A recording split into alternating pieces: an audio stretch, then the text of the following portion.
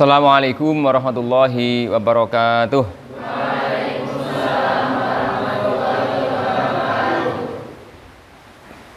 Innal hamdalillah nahmaduhu wa nasta'inuhu wa nastaghfiruh wa na'udzu billahi min syururi anfusina wa min sayyiati a'malina may yahdihillahu fala mudhillalah wa may yudhlil fala hadiyalah.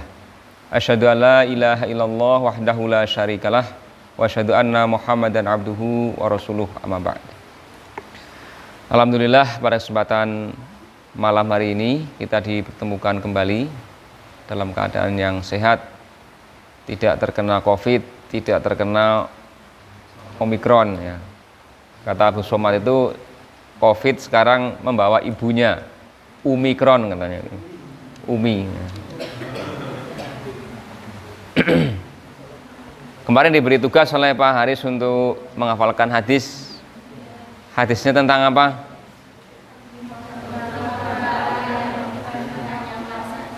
Apa? 5 perkara yang akan ditanyakan di hari kiamat. Siapa yang mau menghafalkan? Oh, Merli yang daftar. Ya, silakan.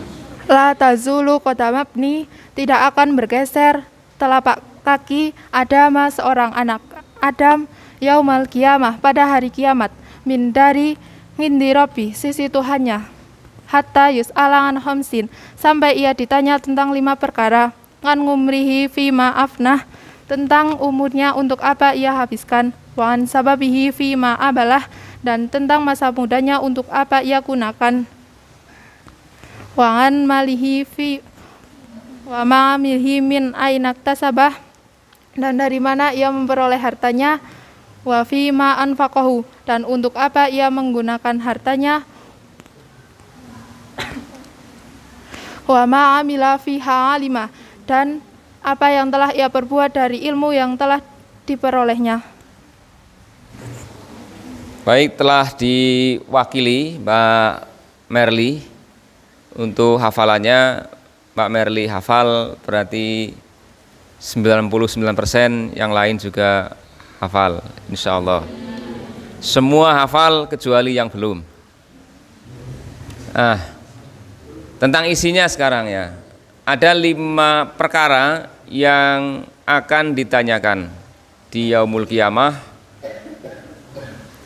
Sebelum menjawab 5 soal itu, maka kalian tidak akan bergeser kemana-mana ya. Gimana kalimatnya tadi hadisnya? La tazulu. Cukup. Nggak usah semua ya.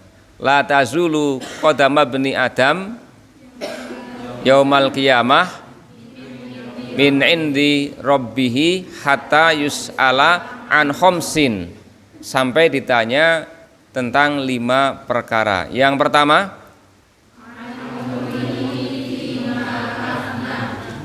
an umrihi fima afnahu, tentang umurnya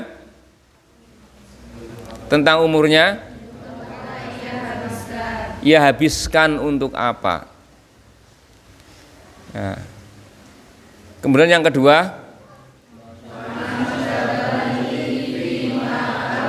wa an syababihi fima ablahu, tentang masa muda digunakan untuk apa. Yang ketiga, wa an malihi min ainak tasabahu, dari mana dia memperolehnya. Terus wa fima anfaqahu, dan dalam hal apa atau kemana ia belanjakan, ia pakai untuk apa harta itu. Kemudian yang kelima, wa ma'amila fima alima, apa yang telah dikerjakan, apa yang telah ia kerjakan dari apa yang telah ia ketahui, yang telah ia pelajari dari ilmunya itu. Jadi ternyata kita mengetahui sesuatu dimintai pertanggungjawaban. Tidak sekedar tahu, justru pengetahuan kita nanti akan ditanya. Setelah kamu tahu itu, apa yang telah engkau amalkan? Ini yang terakhir. Kira-kira bisa menjawab soal itu dengan lancar semua? Cuma 5. Kamu diberi soal di sekolah itu 30, soal PTS. Soal PH ya 15 mungkin ya. 15 soal. Ini soal di hari kiamat, kamu hanya ditanya 5 perkara. Kira-kira yakin sukses? Perlu tryout enggak? Perlu les enggak untuk menjawab? Ya.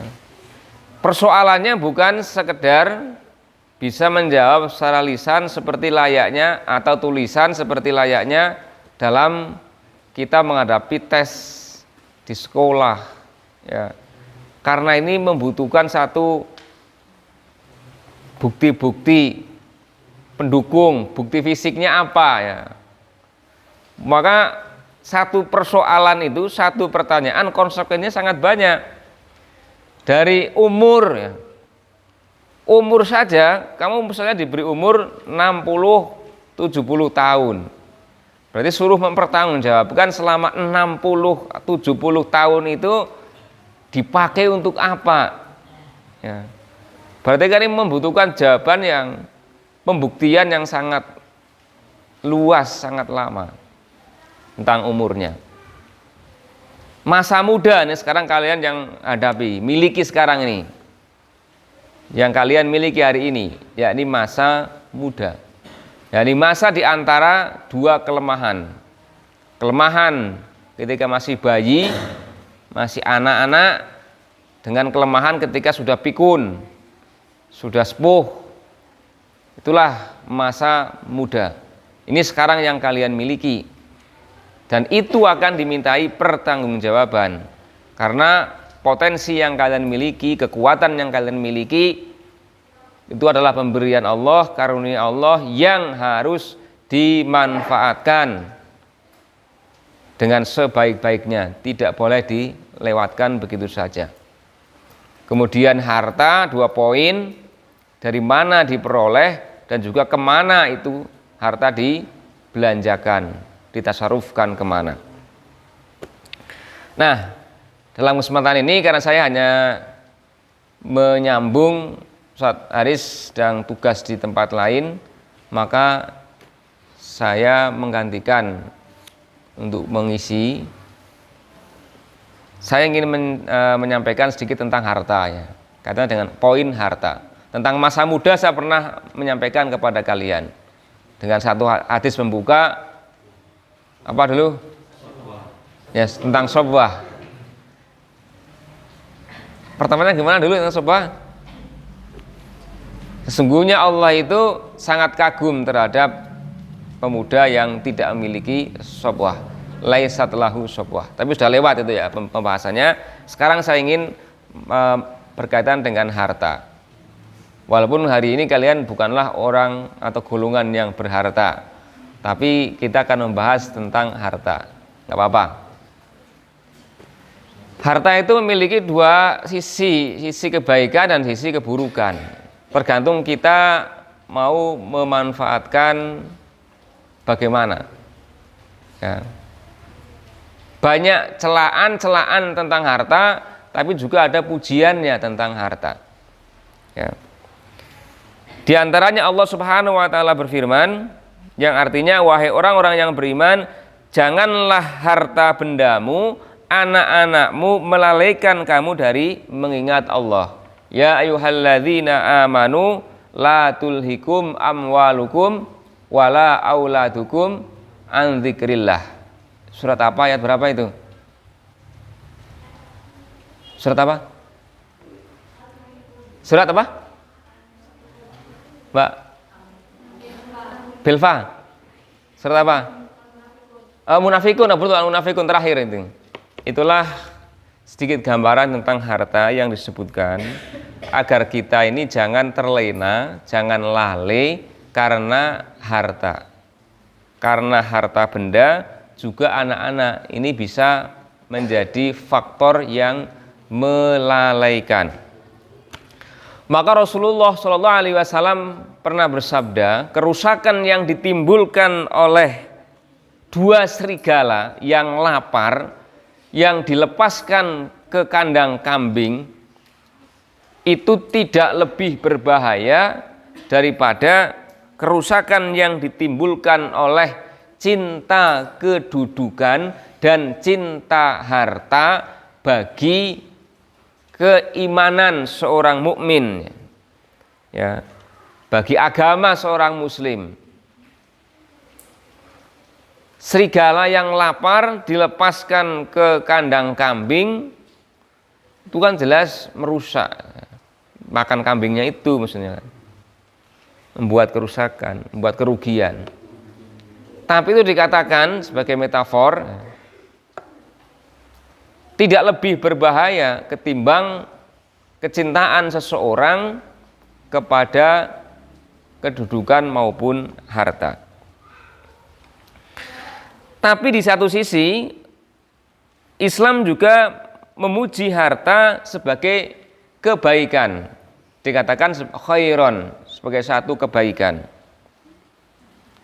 Kemudian dalam hadis juga dikatakan harta yang terbaik adalah harta yang baik di tangan orang yang baik.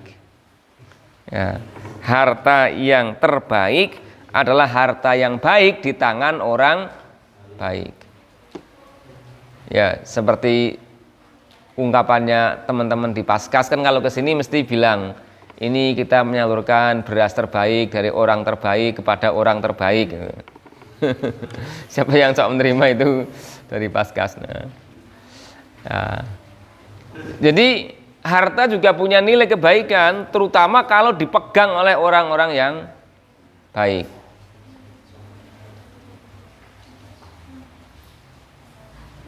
Dulu kita di Jogja berinteraksi dengan Ustadz Sunardi Sahuri.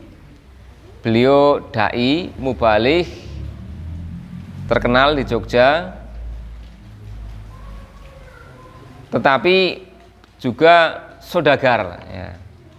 Punya banyak swalayan, pamela namanya. Pamela 1, 2, 3, 4, 5, 6, 7, waktu itu 7 atau 9 saya lupa di tahun itu. Sekarang nggak tahu berkembang berapa. Kalau ngisi pengajian biasanya memberi solusi, ya, memberi solusi bagi kebutuhan jamaahnya. Masjid misalnya butuh apa, ya tinggal membuat memo, orek-orekan, nanti kamu ambil di Pamela 5 ya. Tinggal ambil semennya, ambil apanya di sana.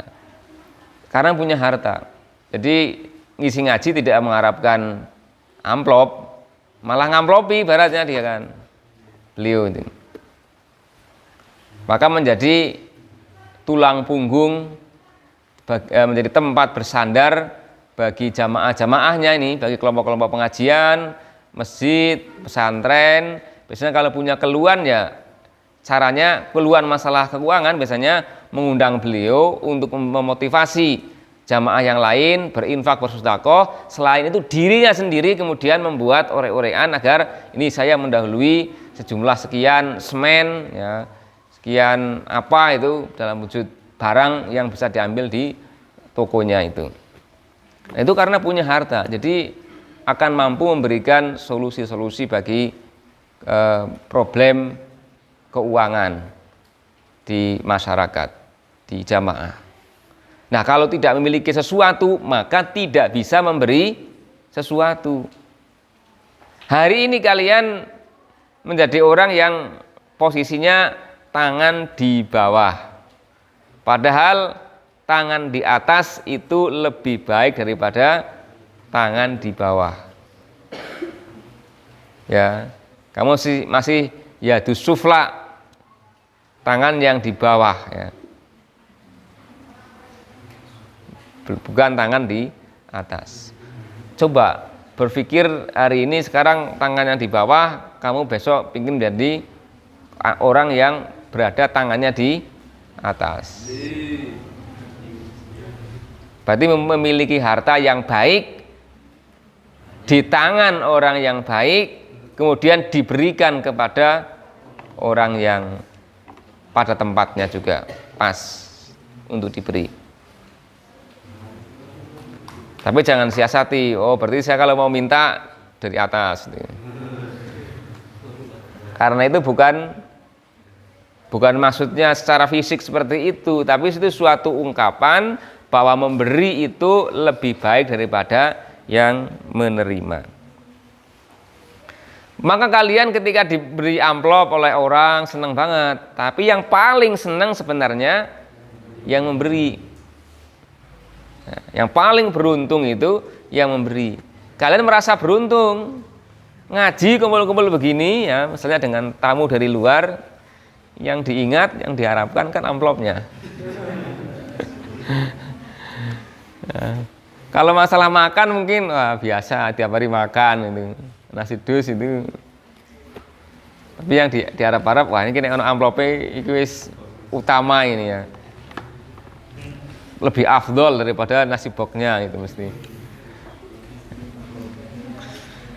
Nah, seneng, tetapi yang paling seneng, yang paling beruntung adalah dia yang memberi. Ya, itu mengenai harta.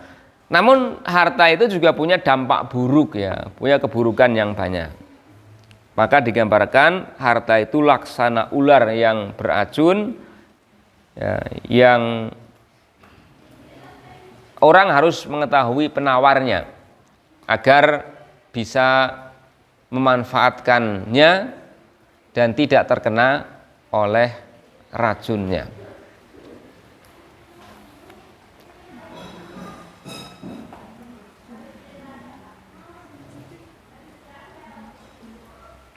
Ada beberapa manfaat ukhrawi ya. Ini tentang manfaatnya dulu ya, tentang manfaatnya. Kata Al-Ghazali, ada beberapa manfaat ukhrawi dalam hal harta ini. Supaya kalian juga rada termotivasi untuk jadi orang yang punya juga. Walaupun saya tidak menganjurkan untuk cinta harta, tapi mengerti kedudukan dan posisi harta pada bagian yang baik. Harta dibelanjakan untuk diri sendiri untuk menunjang terlaksananya ibadah. Ini harta yang baik. Untuk berangkat haji misalnya, atau untuk melaksanakan berbagai keperluan ibadah yang lain ya. Dibelanjakan untuk kebaikan-kebaikan, membangun madrasah, membangun pesantren, membangun masjid dan lain sebagainya. Berarti ini menopang terselenggaranya ibadah dengan baik. Maka ini termasuk harta yang bernilai baik. Ini poin pertanyaan yang keberapa tadi mengenai harta? Dari mana dan kemana? Nomor 3 dan 4. Nah, 3 dan 4. Yang kedua, harta dibelanjakan untuk orang lain dalam rangka bersedekah, menjaga martabat orang lain, menjaga kehormatan diri, dan membayar upah suatu pekerjaan. Ini juga termasuk hal yang baik. Kalau yang pertama tadi sebenarnya spesifik kepada harta digunakan untuk sarana ibadah, menunjang ibadahnya sendiri, ya misalnya haji. Ini yang poin kedua kata Al-Ghazali, kategori harta yang baik adalah harta yang dipakai untuk bersedekah, menjaga martabat orang lain, menjaga kehormatan diri, dan membayar upah pekerja. Maksudnya upah pekerja di sini adalah kita kalau semua dikerjakan sendiri, kita memang waktu untuk berzikir, waktu untuk melaksanakan ibadah-ibadah yang khusus itu mungkin agak berkurang. Maka perlu juga orang membayar orang untuk melaksanakan tugas-tugas sebagian pekerjaan harian kita, sehingga apa? Kita punya waktu yang cukup untuk mengkhususkan diri beribadah kepada Allah. Ini yang dimaksud oleh Al-Ghazali pada poin yang kedua ini.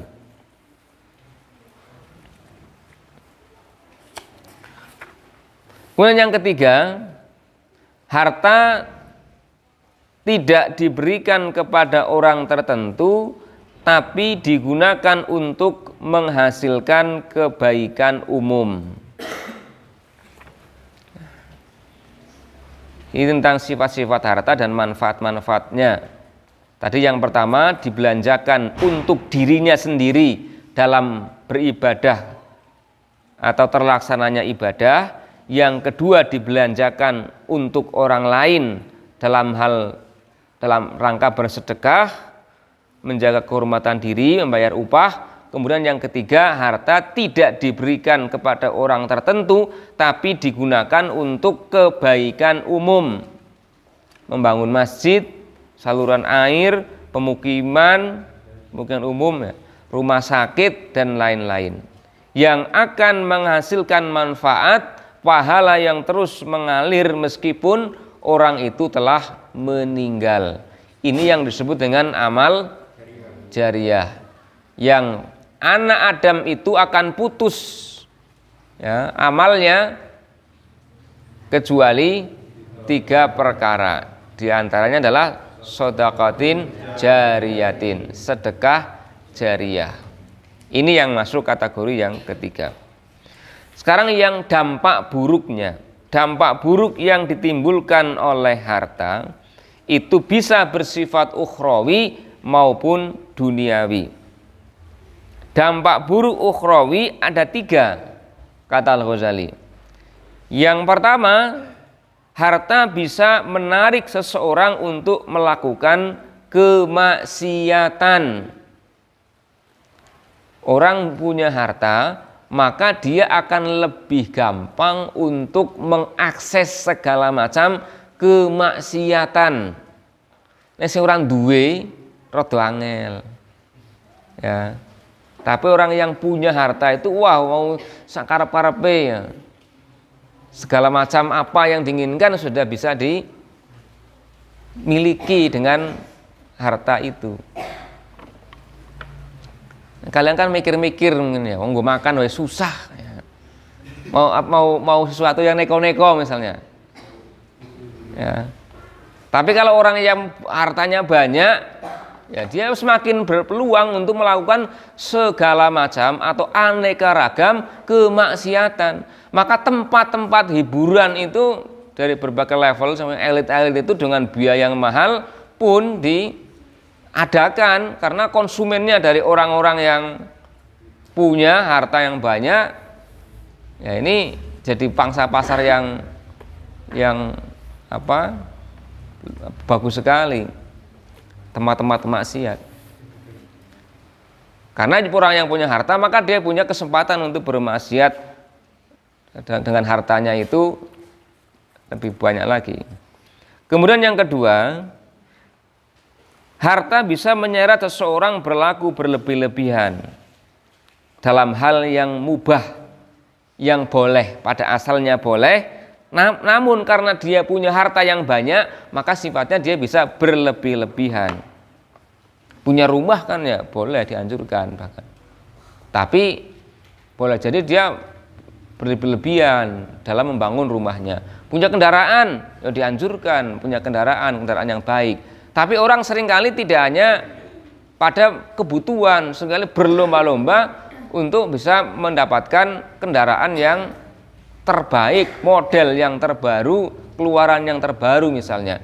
Maka ini sebenarnya sesuatu yang asalnya mubah, tapi terperosok dia pada sikap berlebih-lebihan. Inilah kemudian saya kira yang paling banyak orang terjerumus. Ya, dengan punya harta dia akhirnya berlebih-lebihan dalam hal membelanjakan harta itu pada sesuatu yang pada awalnya bersifat mubah atau boleh. Dampak yang ketiga, harta bisa melalaikan seseorang dari mengingat Allah atau zikrullah. Nah, ini beberapa dampak buruk harta. Oleh karena itu, dalam agama itu ada celaan-celaan terhadap orang yang tamak terhadap harta dan memuji sifat qanaah. Sifat qanaah itu sifat yang dia merasa cukup dengan apa yang dimiliki. Ini harus dibangun dalam diri kalian ini. Walaupun berharta, tapi jangan sampai kalian haus dengan harta itu. Kalau dia tamak terhadap harta, seberapapun dia tidak akan cukup. Kalau kalian diberi satu lembah emas, ya, tidak akan cukup. Dapat 2 lembah emas pun tidak akan cukup. Yang cukup itu kalau sudah masuk kubur, itu sudah dipopok dengan tanah itu. Itu sabda Nabi begitu. Seandainya anak Adam mempunyai 2 lembah emas, niscaya dia akan mencari lembah emas yang ketiga, dan seterusnya itu. Rasulullah juga bersabda, anak Adam akan menua tetapi tetap muda karena 2 hal. Cinta umur yang panjang dan cinta harta benda. Manusia itu akan menua tetapi nafsunya tidak akan tua-tua, maksudnya tidak akan lemah nafsunya. Tetap baik pengen umur yang panjang, angan-angannya itu walaupun sudah tua. Mungkin selevel Pak Anang misalnya kan udah sepuh itu. Ya. Tetapi orang itu semangatnya tuh sepertinya masih muda terus. Ini bukan Pak Anang, tapi orang pada umumnya. Walaupun sudah tua, semangat duniawinya itu biasanya juga tidak pernah tua, tidak pernah lemah. Terus itu. Dan kecintaan terhadap harta. Kecintaan terhadap umur yang panjang dan harta ini menjadikan orang kelihatan muda terus, walaupun sebenarnya dia sudah tua. Padahal kekayaan sebenarnya bukanlah banyaknya harta, kata Rasulullah, tetapi kekayaan jiwa. Itu hakikat kekayaan yang sebenarnya. Saya kira itu yang bisa kami sampaikan untuk menggantikan Pak Haris yang pada kesempatan ini berhalangan. Kita akhiri dengan bersama membaca doa kifaratul majlis. Subhanakallahumma wa bihamdika asyhadu an la ilaha illa anta astaghfiruka wa atubu ilaik. Wassalamualaikum warahmatullahi wabarakatuh.